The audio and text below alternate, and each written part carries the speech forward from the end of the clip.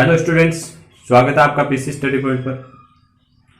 आज अपन केमिस्ट्री की क्लास में डिस्कशन करेंगे कुछ इंपॉर्टेंट नियम के बारे में। कुछ नियम आपने पहले भी पढ़े होंगे। रसायन संयोजन के कुछ महत्वपूर्ण नियम आज भी अपन देखने के लिए जा रहे हैं, जिनमें से दो इंपॉर्टेंट नियमों के बारे में आज अपन चर्चा करेंगे। पहला जो नियम होगा वो होगा स्थिर अनुपात का नियम, स्थिर अनुपात का नियम। और सेकंड जो नियम होगा, दूसरा नियम होगा, वो है अवोगाद्रो का नियम।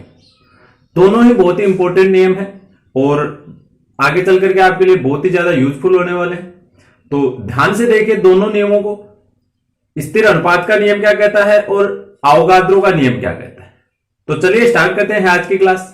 जो भी स्टूडेंट्स चैनल पे पहली बार आए हैं, नए स्टूडेंट्स हैं, उनसे रिक्वेस्ट है प्लीज चैनल को सब्सक्राइब जरूर करें, साथ में बेल आइकन को भी प्रेस करें तथा सभी स्टूडेंट से रिक्वेस्ट है लाइक जितना ज्यादा हो सके, शेयर ज्यादा से ज्यादा, और लास्ट में कमेंट करके जरूर बताएं कि आपको वीडियो कैसा लगा। अभी अपन स्टार्ट करते हैं आज का वीडियो और सबसे पहले अपन देखते हैं स्थिर अनुपात का नियम। इस नियम के बारे में समझिए। देखो ये नियम क्या कहता है। स्थिर अनुपात का नियम ये कहता है कि अगर आपके पास में कोई यौगिक है, अणु है, मॉलिक्यूल है, अणु का मतलब परमाणुओं के संयोग से जो बनता है यौगिक, जैसे H2, CO2, ये मॉलिक्यूल्स हो गए, अणु हो गए, परमाणुओं से मिलकर के बने हुए हैं, तो इनको अपन यौगिक कहते हैं। ये आपको पहले बता दिया, मैंने पहले भी पढ़ा दिया था, एक बार फिर से देख लीजिए। तो ये जो यौगिक होते हैं, देखो नाम से पता चल रहा है, इनमें जो अनुपात होता है वो हमेशा स्थिर होता है। किस चीज का अनुपात है, यहां पर आपको थोड़ा सा ध्यान रखना है। यहां पर स्टूडेंट सबसे ज्यादा गलतियां करते हैं।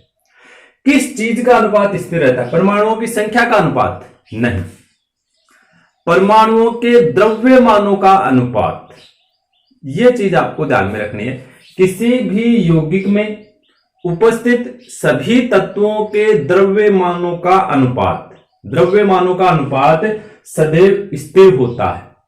यह है स्थिर अनुपात का नियम। एग्जाम्पल के द्वारा समझिए, जैसे H2 यानी वाटर का मॉलिक्यूल है, तो इसमें हाइड्रोजन और ऑक्सीजन, इनके द्रव्यमानों का जो अनुपात है वो हमेशा स्थिर रहता है। द्रव्यमानों का अनुपात ध्यान रखिएगा। जैसे हाइड्रोजन का द्रव्यमान, हाइड्रोजन का मास 1 होता है, 2 हाइड्रोजन है तो दोनों का द्रव्यमान हो गया 2। अनुपात ऑक्सीजन का जो द्रव्यमान होता है ये होता है 60, यानी इसका सरल अनुपात आ गया है 1:8। H2O में हाइड्रोजन और ऑक्सीजन का अनुपात ये होता है। इसका मतलब ये है कि अगर अपने पास में मान लीजिए 9 किलोग्राम पानी है, वाटर है आपके पास में 9 किलोग्राम, तो उस 9 किलोग्राम में से 8 किलोग्राम द्रव्यमान तो ऑक्सीजन का होगा और 1 किलोग्राम जो द्रव्यमान है वो किसका होता है? हाइड्रोजन का होता है। इसका मतलब ये है।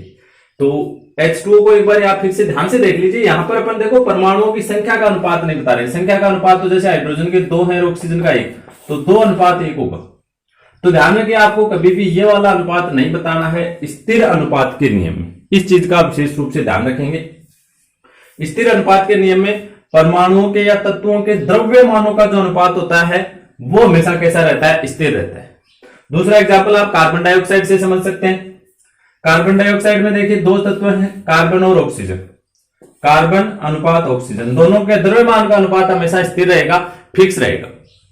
कार्बन का द्रव्यमान 12 अनुपात ऑक्सीजन का द्रव्यमान होता है 16, और यहां 2 ऑक्सीजन है तो 16 दूनी 32। ये लीजिए, ये जो अनुपात है ये हमेशा स्थिर रहता है। अब इसको आप सरल अनुपात में लिख सकते हैं। जैसे ये सरल अनुपात हो जाएगा, देखो 4 से डिवाइड हो जाएगा, तो 4 से डिवाइड होगा ये 3 बारी और ये होगा 8 बारी, यानी कार्बन और ऑक्सीजन का जो रेशियो है वो 3:8 होता है।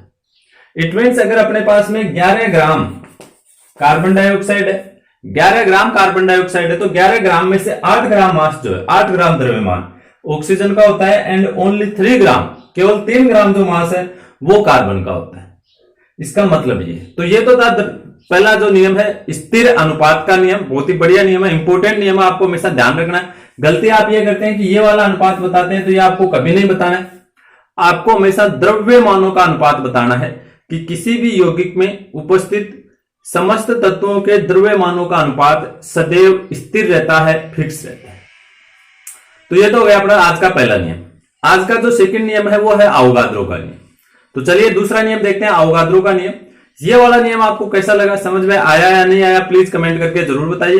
तब तक अपन स्टार्ट करते हैं दूसरा नियम। तो जो सेकंड अपना नियम था, दूसरा नियम था, वो था अवोगाद्रो का नियम।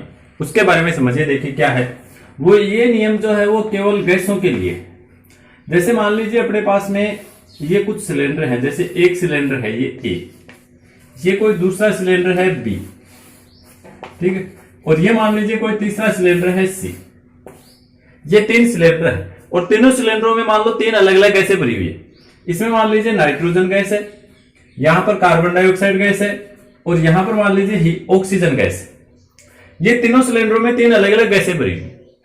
तो अवोगाद्रो का ये कहना है, अवोगाद्रो का नहीं, कि अगर इन तीनों सिलेंडरों का टेम्परेचर समान है, अगर तीनों एक ही जगह रखे हुए हैं तो तीनों का टेम्परेचर बराबर समान होगा। अगर तीनों का आयतन समान है, तीनों का आयतन भी क्या होना चाहिए, यानी तीनों सिलेंडर बराबर साइज के होने चाहिए, तीनों का आयतन भी बराबर है। समान ताप, समान आयतन और समान दाब। अगर तीनों गैसों का प्रेशर भी इक्वल है, जैसे इस सिलेंडर में गैस भरते हैं तो अपन जानते हैं कि जो गैसें होती हैं उनमें दाब डालने का गुण होता है। तो जो गैस है वो दाब डाल रही है, जैसे नाइट्रोजन गैस इस ए सिलेंडर पर प्रेशर डाल रही है, CO2 गैस बी सिलेंडर पर और ऑक्सीजन गैस सी सिलेंडर पर, इन पर प्रेशर डाल रही है, तो इनके जो दाब है वो भी बराबर होने चाहिए। उस कंडीशन में देखिए अवोगाद्रो क्या कहता है, यहां तक पहले समझ गए होंगे आप। अवोगाद्रो के अनुसार समान होना चाहिए, समान ताप, समान दाब और समान आयतन, टेम्परेचर, प्रेशर और वॉल्यूम, ये तीनों चीजें इक्वल होनी चाहिए। उस कंडीशन में इन तीनों गैस के कणों की संख्या या इनके मॉलिक्यूल की संख्या भी समान होगी, इनके अणुओं की संख्या भी समान होती है। जैसे मान लो ए सिलेंडर में नाइट्रोजन गैस के 20 अणु हैं या 20 कण हैं, तो बी गैस सिलेंडर में कार्बन डाइऑक्साइड के भी 20 ही कण होंगे और ऑक्सीजन गैस के भी 20 ही कण होंगे, यानी अणुओं की संख्या, कणों की संख्या सबकी बराबर होती है। यह है अवोगाद्रो का नियम, सीधा सा नियम है, ध्यान से सुन लीजिएगा। समान ताप, समान दाब एवं समान आयतन पर भिन्न भिन्न गैसों के अणुओं की संख्या भी समान होती है। भिन्न भिन्न गैसें अलग अलग हो सकती हैं, भिन्न भिन्न गैसों के अणुओं की संख्या भी समान ही होती है। तो ये था अवोगाद्रो का नियम। ये नियम भी आई होप आपको समझ में आ गया होगा। फिर भी अगर कोई डाउट है तो आप कमेंट करके पूछ सकते हैं। वीडियो कैसा लगा ये भी कमेंट करके बताइए, साथ ही वीडियो को ज्यादा से ज्यादा शेयर जरूर करें। आज के वीडियो में बस इतना ही। धन्यवाद, जय हिंद।